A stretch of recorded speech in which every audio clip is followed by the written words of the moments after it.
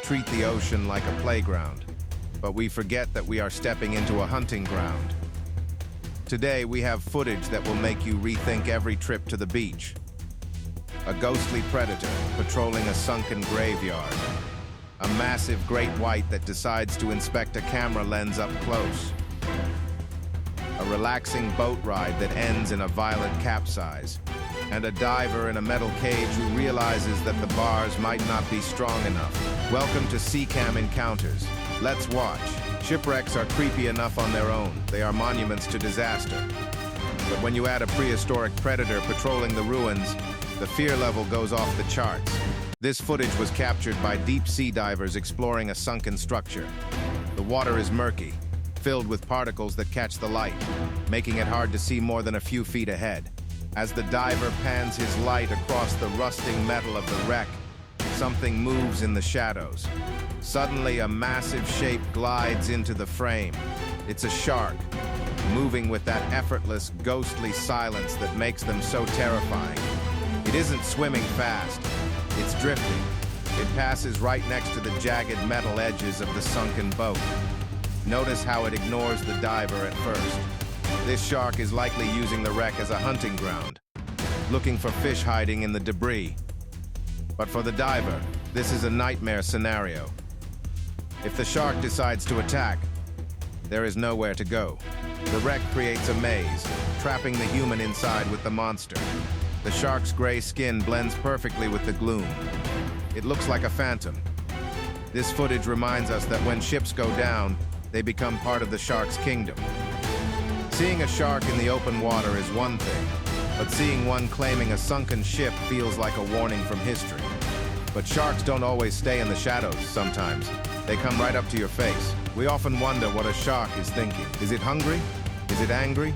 In this clip, we get a rare chance to look directly into the eyes of a great white to find the answer. The cameraman was filming in open water, likely hoping for some distant shots. But this great white had other plans. In the video, the shark approaches from the deep blue, heading straight for the lens. Usually, sharks will veer off at the last second. This one doesn't. It comes so close that the camera loses focus for a second. You can see the pores on its snout. These are called the ampullae of Lorenzini. They are sensors that can detect the heartbeat of a fish from miles away. Right now, those sensors are scanning the camera. Look at the mouth. It's slightly open, revealing rows of serrated teeth. It looks almost like a grin, a terrifying smile that sends shivers down your spine. The shark isn't attacking in a frenzy. It is investigating. This is a display of intelligence. It knows the diver is there. It is checking to see if this strange object is food, a threat, or nothing at all. For the diver, this moment must have felt like an eternity. One sudden movement could have triggered a bite reflex. But the shark simply stares, processes the information, and slowly turns away, its massive tail sweeping past the lens. It's a reminder that they don't always kill, but they always watch. That close-up revealed the intelligence behind the eyes. But curiosity can turn into aggression in a heartbeat. In our next clip, curiosity ends in disaster. We trust our boats. We believe that as long as we stay dry, we are safe. But what happens when the creature below is strong enough to flip your world upside down? The video starts with a calm scene. A small boat is moving through the water. The sun is setting, casting a golden light on the waves. It looks like the perfect end to a fishing trip. The wake of the boat trails behind, white foam disappearing into the blue. But then, the mood shifts. The person filming notices a disturbance in the water ahead. At first, it looks like a log or a piece of debris floating on the surface. But debris doesn't move against the current. As the boat gets closer, the shape becomes clear. It's a massive shark, cruising just below the surface. The driver tries to steer away, but it's too late. The shark turns sharply, heading directly for the bow. This isn't an accident. This is a territorial strike. Crash. The impact is deafening. The camera shakes violently as the shark rams the front of the boat. The force is like hitting a concrete wall. The boat, which seemed so stable a moment ago, tilts aggressively to the right. You hear the screams of the passengers. The horizon spins, sky, water, and then, the ultimate horror, the boat capsizes. The camera is submerged. The audio changes from the wind to the muffled, terrifying gurgle of being underwater. Bubbles are everywhere, blinding the view.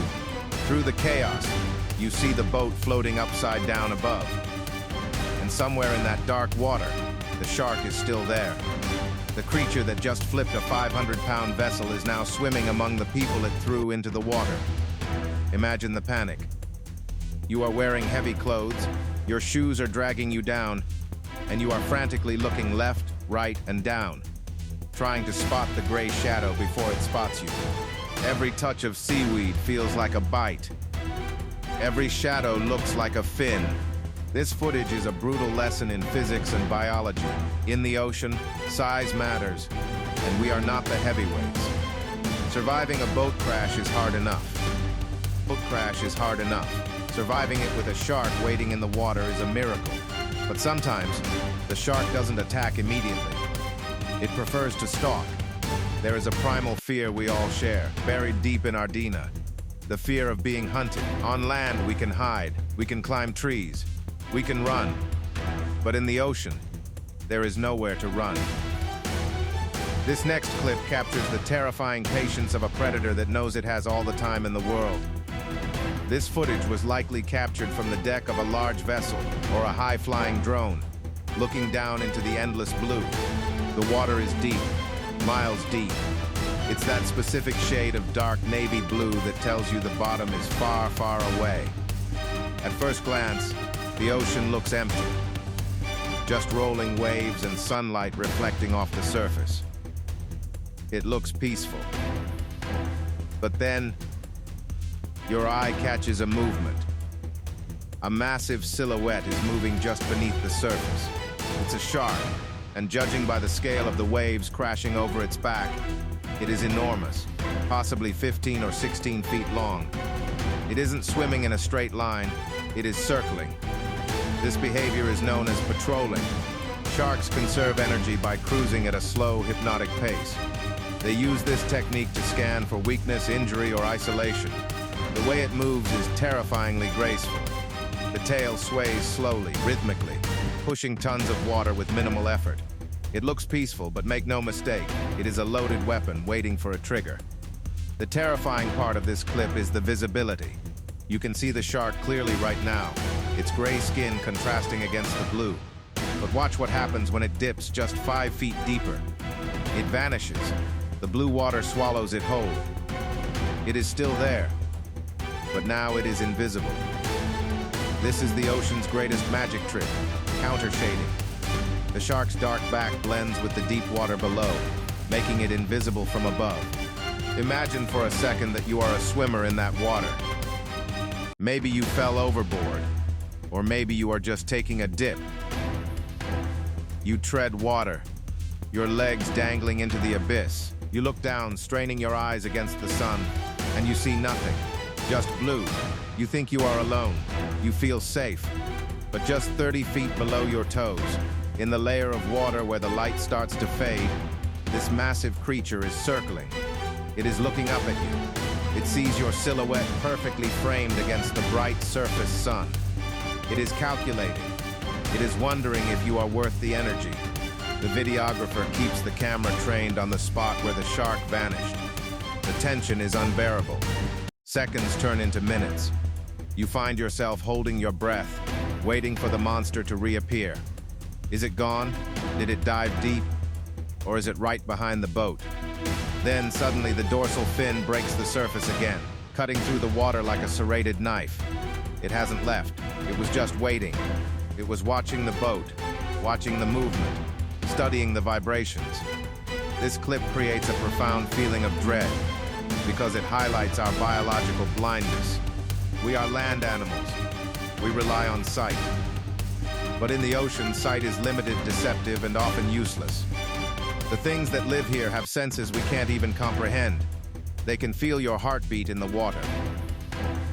They know you are there long before you know they are there. As the shark continues its endless circle, you realize that the ocean isn't just water. It is a living, breathing entity. And it has guardians. Guardians that do not sleep, do not stop, and do not show mercy. This footage is a reminder that when we sail out into the deep, we are entering a domain where we are no longer the apex predator. We are just visitors. And sometimes, we are trespassers. The patience of a shark is what makes it nature's most perfect killing machine. It doesn't need to rush. It knows you can't swim forever. But in our final clip, the shark runs out of patience and decides to break in. We end today with the ultimate nightmare for any dive. We pay thousands of dollars to be safe inside a cage, to see the sharks from behind metal bars. We trust the steel. We trust the welds. But looking at this footage, you have to ask yourself a terrifying question. Are you locked in for safety, or are you just canned food?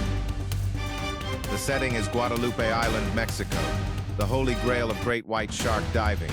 The water is a stunning, crystal clear blue, offering visibility for over 100 feet.